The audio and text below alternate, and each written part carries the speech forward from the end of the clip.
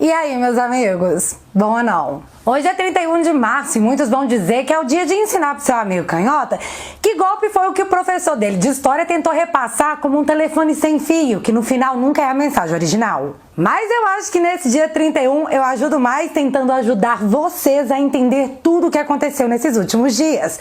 E ó, foi muita coisa. Então, eu não fiz vídeo antes porque, menino, é cada coisa que você lê que se não rolar um filtro antes, você fica igual o Dória achando que vai ser presidente, sabe? Totalmente lelé das ideias. Vamos tirar aqui de lado as fortes emoções dos últimos dias e nos apegar aos fatos.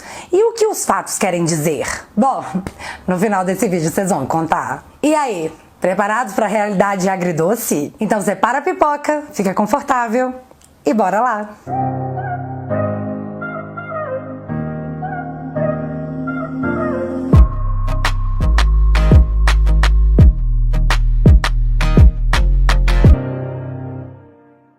Galera, antes de tudo eu preciso te dar 3 notícias. 2 notícias boas e uma tipo... what? A primeira é que a minha livraria tá totalmente em promoção nesse 31 de março, mas assim, tô insinuando nada. E eu vou indicar de novo, porque sim, essa biografia dos tempos atuais, 1984.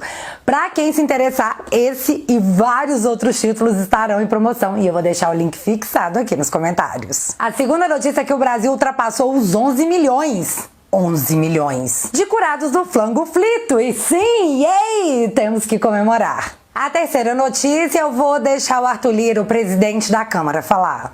Prestar atenção num dado, principalmente a imprensa. Por que o Brasil distribuiu 34 milhões de doses de vacina e nós só temos 18 milhões de doses aplicadas? Eu não acredito, não acho que seja possível que nenhum governador e nenhum prefeito não esteja vacinando. Nós estamos com um déficit aí de quase 14 milhões de vacinas. O Ministério pode entender que está havendo atraso na informação de vacinação, que prejudica também a nossa avaliação nacional de para onde há necessidade de se enviar vacinas? Então, menino, o que será que tá rolando com essas picadinhas, hein? Achei esse negócio pesado e quis contar pra vocês que o meu dever aqui é apenas com a notícia. Mas esse negócio que seu Lira pontuou me chamou a atenção para outro fato, que até o momento 1/3 dos governadores ainda não respondeu o pedido da PGR sobre as instalações de hospitais de campanha pro flango-flito. O que me remeteu a outro artigo da nossa Constituição, assim, de forma super aleatória. Ninguém é obrigado a produzir provas contra si mesmo. Gente, sei lá porque que foi que eu lembrei disso, eu sou meio doida, eu fico pensando coisas super aleatórias. Bom, mas eu vou começar esse vídeo falando dele, o ministro mais iluminado que o solo tupiniquense já viu, o cara que confiou no João de Deus e defendeu o seu César Battisti, que disse que a Venezuela tinha um governo de direita. Sim, ele, o dono da razão e lógica, seu Barroso, que acordou hoje tendo certeza que faria o post mais lacrador das galáxias no Twitter. Nesse pensamento, seu Barroso alongou seus dedos e postou: para as novas gerações, só pode sustentar que não houve dentadura no Brasil quem nunca viu um adversário do regime que tenha sido machucado. A palavra era outra, mas eu tive que adaptar. Um professor que tenha sido caçado ou um jornalista censurado. Machucar as pessoas, cassação e censura são coisas de dentadura e não democracia. Fecha aspas. Então vocês não imaginam o tamanho da surpresa que deve ter tido seu Barroso quando os nomes de Oswaldo Eustáquio e Daniel Silveira foram parar nos assuntos mais comentados do Twitter, porque parece que seu Barroso, apesar de ser um ser iluminado, tem memória curta. Ele diz que no regime militar as pessoas eram machucadas, censuradas, caçadas. Oswaldo Eustáquio, jornalista, sim, jornalista, não blogueiro, vendo o sol nascer quadrado por meses pelo crime de opinião. Daniel Silveira, redes censuradas, preso por quase um mês pelo crime de opinião. Livros conservadores estão sendo retirados das livrarias porque os tempos de hoje, seu Barroso, são de cerceamento do pensamento. Os tempos de hoje são de ministros do STF que se apontam o dedo, acusando uns aos outros de crimes em plena sessão, para quem quiser ver. Muitos denunciam até em livros, mas nada acontece. Vivemos um tempo em que a polícia, além de prender, tá humilhando o vendedor de água, que não, seu iluminado, não tá na rua vendendo água porque ele é um rebelde do sistema e negacionista do flangoflito, mas sim porque ele precisa. Não é todo mundo que pode ficar em casa vendo Netflix e pedindo iFood, nem todo mundo tem a mãe Estado bancando um salário de 40 mil reais para se dar o privilégio de passar o dia no Twitter, pegando os achismos de sua própria bolha e tentando transformar em fato consumado. Se não existe censura numa democracia, porque as redes sociais do Alan, do Bernardo, do Oswaldo, do Daniel, da Sara e tantos outros foram desativadas no mundo. E mais, isso aconteceu sem que os advogados dos envolvidos sequer conseguissem acessar os processos. Mas é isso aí, né, iluminado? A gente tá com muito medo que uma ditadura seja instaurada no Brasil. Sim, estamos com muito medo. Mas sabe de quem eu tenho mais medo? De vocês, do Supremo, que do nada ignorou o processo legal e em uma votação de 11 pessoas tornou constitucional o que a Constituição proibia. E quem tá falando isso não sou eu, são juristas, juízes, e um deles até ajudou a escrever a Constituição, pra você ver o nível que a coisa tá. Eu tô aqui só repetindo enquanto eu posso. Meu erro? Meu crime? Não achar que Vossa Excelência seja mesmo um iluminado, porque era deboche, viu, seu Barroso, caso você não tenha percebido. A sensação que eu tenho é que eu tô experimentando na minha alma o que você disse ter acontecido em 64, a supressão do meu senso crítico. Se isso é tudo verdade, eu não sei, mas é exatamente assim que Vossas Excelências me fazem sentir. Eu ainda posso falar o que eu sinto sem que a Polícia Federal venha à minha casa levar o meu celular pra ler as mensagens de receita de bolo que eu troco com a minha mãe? Ou os vídeos da população sendo humilhada por estar vendendo picolé na rua que meu primo me mandou? Ou o vídeo que a minha irmã me mandou do cadeirante que teve as suas capas para celular que ele estava tentando vender apreendidas? Se o senhor relata uma sensação de medo do Estado em 1964, seu Barroso, escuta o que eu tô dizendo. É exatamente o que nós estamos vivendo hoje. Sai da sua bolha que Vossa Magnânima Excelência vai conseguir entender. Pode confiar. Então, eu não tenho o telefone do seu iluminado para falar essas coisas para ele, coisa que eu gostaria muito, aliás. E, seu Barroso, se o senhor quiser falar com um contraditório aqui, saiba que as portas desse canal estão abertas para a vossa magnitude. Tenho muitas perguntas a te fazer. Já fica aí o convite. Beleza? Desabafo feito pós-post lacrador. Vamos à cronologia dos acontecimentos? Sim. Vamos começar pelo início. Após algumas reuniões dessa galera que jura de pé junto que te representa, os caras voltaram com um único objetivo na vida: derrubar o Ernesto Araújo. E sabe quais são as alegações? Ele não é um bom chanceler, ele não tá ajudando na nossa comunicação externa, não tá ajudando a trazer as picadinhas. Foi exatamente isso que nossos queridos parlamentares disseram pra você. Mas, Ernesto, pensa num homem com culhão, cara. Bateu a mão na mesa e em seu Twitter contou pra todo mundo que a senadora que roubava pastas, dona Cátia Abreu, teria chegado nele e dito que se ele ajudasse com a implementação dos 5 gafanhotos, pega só a primeira letra de gafanhoto, porque eu não posso falar aqui que a gente tá numa democracia e a gente é livre pra não dizer algo tão simples. Pois é. Se ele ajudasse com os 5 gafanhotos, ele seria o rei do Senado. Pera lá, fia. Quer dizer que não interessa nada se ele é um péssimo chanceler.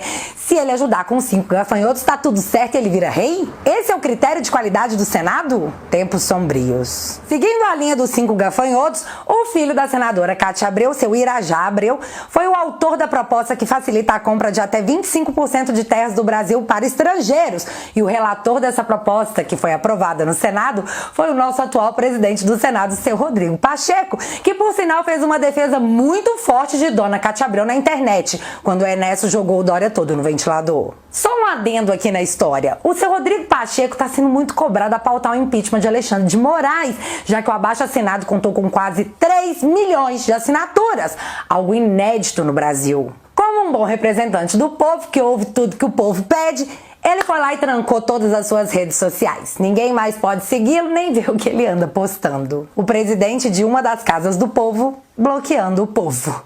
Mas ufa! Ainda bem que a gente tá numa democracia.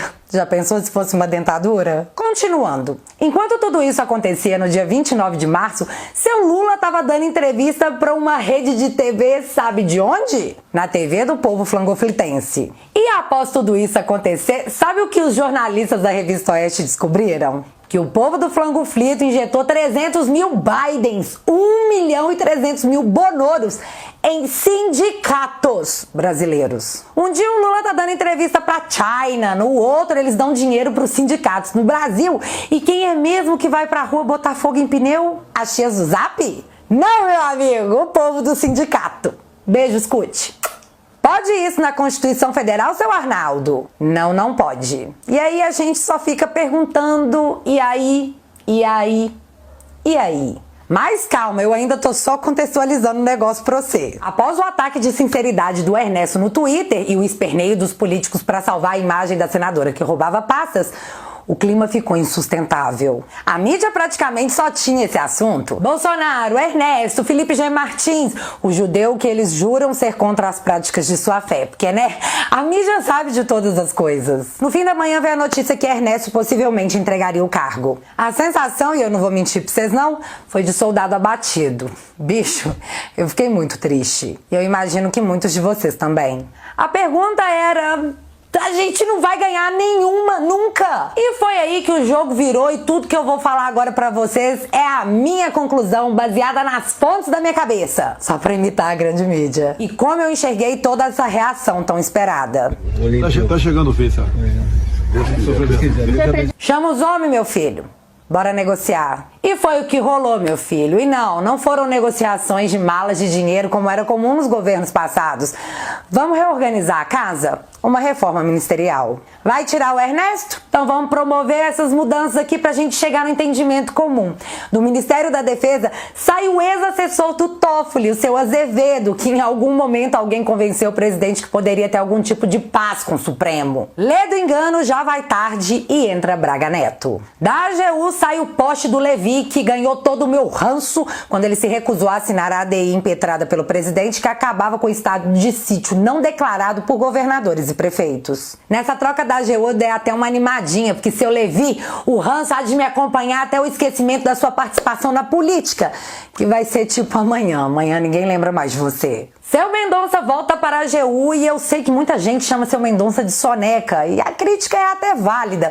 Mas eu não sei explicar pra vocês, eu vou com a cara dele, eu acho que o cara é do bem e fez um mega trabalho à frente da Polícia Federal, causando um rombo de bilhões às Orcrins espalhadas por esse Brasil de meu Deus. Já na Casa Civil entra o Ramos. No Ministério das Relações Exteriores entra Carlos Alberto Franco França. No Ministério da Justiça, o delegado da Polícia Federal, Anderson Gustavo Torres. Eu gostei, menino, bati palmo. Meu filho, eu tô com sérias expectativas em cima do senhor, viu? Só que aí veio a informação que na Secretaria de Governo entraria Flávia Arruda. Flávia Arruda, a mulher de Centrão que votou contra a liberdade do Daniel. Essa Flávia Arruda, dona de um pedaço do ranço no meu coração. Sim, essa Flávia Arruda. Então, meu filho, eu falei pra você que seria agridoce, mas foi apenas ontem que eu entendi o que foi que rolou de fato e calma!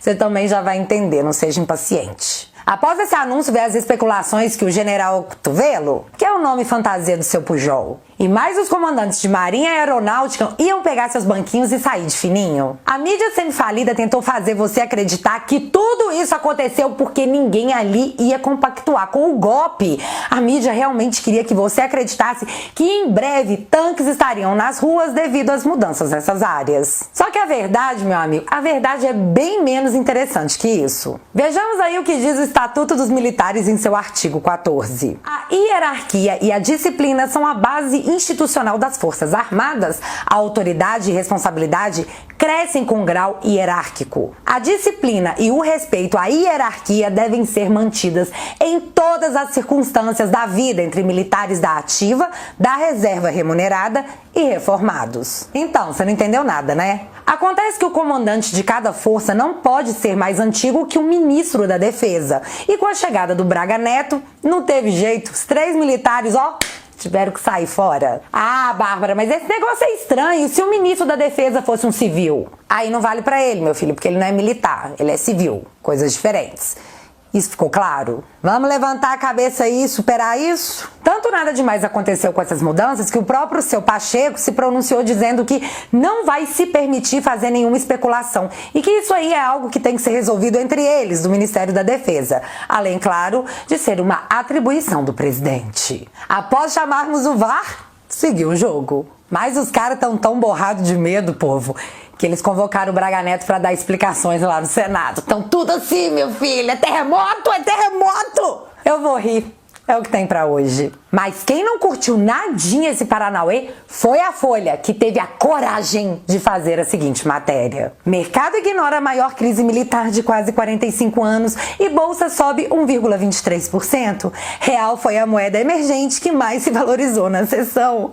Por que isso aconteceu? Por que ninguém lê a gente? Mas calma, nós tivemos sim o Gran Finale, que é onde tudo vai fazer sentido pra você. Antes do dia acabar, o povo do MBL, do antagonista, a Glaze, o Drácula, os pistolistas de iPhone, estavam tudo junto berrando nas redes por uma simples frase: mobilização nacional. E o que essa lei, que já existe, diz hoje? A lei permite que, em caso de agressão estrangeira, seja feito um conjunto de atividades planejadas, orientadas e empreendidas pelo Estado, incluindo a logística, para realizar ações estratégicas no campo de defesa nacional. Ou seja, no caso de a gente ser atacados, a gente pode mobilizar a nossa defesa, a nossa logística com a coordenação do Estado para resolver o problema. Mas o chororô dessa galera toda se deu porque o Major Vitor Hugo tentou entrar com uma alteração nessa lei que estenderia essas ações também para casos de pandemia e catástrofes nacionais, tipo, sei lá, um meteoro. Com essa emenda à lei aprovada, o presidente teria o controle sobre as forças de defesa do país numa